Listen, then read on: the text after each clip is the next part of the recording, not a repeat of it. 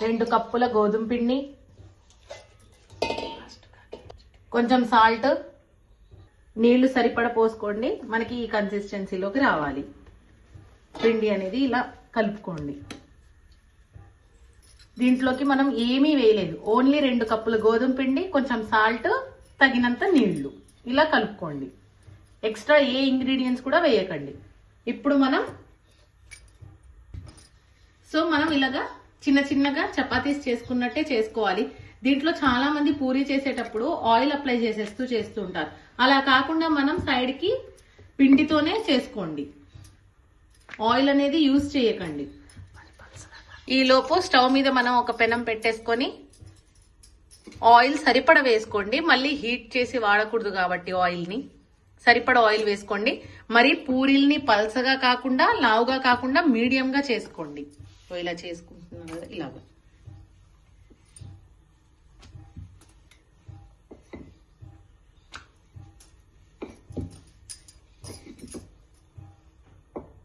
చాలా మంది పూరీలో వంట సోడా అని ఆయిల్ తో చేయడం అనేది చేస్తూ ఉంటారు. ఇలా ఏమీ చేయకండి.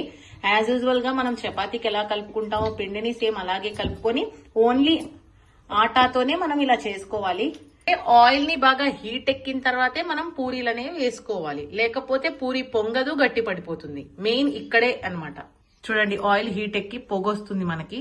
అంతసేపు హీట్ ఎక్కనివ్వాలి మనం. ఇప్పుడు పూరీలు వేసుకుంటున్నాం. చూడండి ఎలా పొంగుతుందో మనకి పూరీలు. అంతసేపు హీట్ అయినిస్తేనే పూరి అనేది పొంగుతుంది మనకి. చూడండి మన పూరీలు ఎలా పొంగుతున్నాయో, కొంచెం ఆయిల్లో కూడా. చూడండి మనం తీసిన పూరి అలానే ఉంది.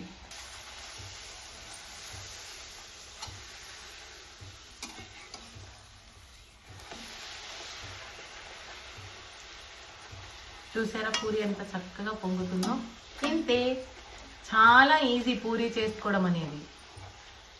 మీరు కూడా ఇలా ట్రై చేసి ఎలా వచ్చిందో కింద కమెంట్ చేయండి. వన్ డే అయినా సరే ఇలా పూరీలు చేసుకుంటే గట్టిగా పడవన్నమాట. సో ఇలా ట్రై చేయండి. Please like, share and subscribe. చూడండి ఎంత అందంగా ఉందో పూరీలు. ఇంతే, పూరీల్ని తినేయడమే. మీకు నచ్చిన కర్రీస్లో